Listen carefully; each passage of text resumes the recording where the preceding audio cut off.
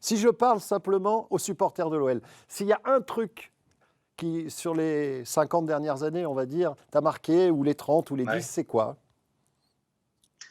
Bon, alors écoute, je vais peut-être parler de l'histoire des Brésiliens. On a essayé de faire un chapitre un peu là-dessus, sur l'OL, terre des Brésiliens, parce que voilà, on sait qu'aujourd'hui, on les a comptés à 22. Aujourd'hui, en comptant Camilo, qui n'a encore pas joué avec les pros, mais qui est quand même dans l'effectif.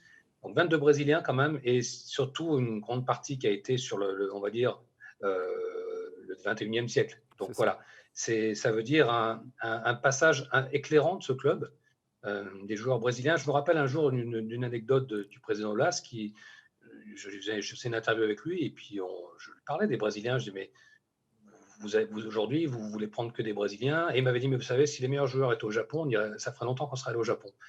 Et voilà, ça résume un peu, c'est qu'il voulait les meilleurs pour son club. Et je crois que l'évolution lui a donné raison.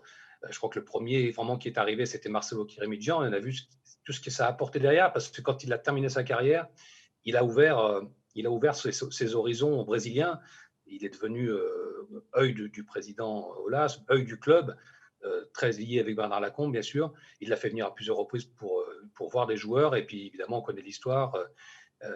Juninho, Edmilson, Chris, voilà, tous ces joueurs, Claudio Cassapa, tous ces joueurs qui sont arrivés et qui ont rarement déçu. Je veux dire, on n'a pas tellement de souvenirs de joueurs brésiliens qui n'ont pas marché à l'OL. Il y en a quelques-uns, bien sûr. Mais dans l'ensemble, on a quand même une réussite assez incroyable. Et je pense que ça, c'est quelque chose qui était bien souligné à travers Sonny Anderson, à travers Juninho. Voilà, ce sont des joueurs qui sont un peu charismatiques aussi de cette époque.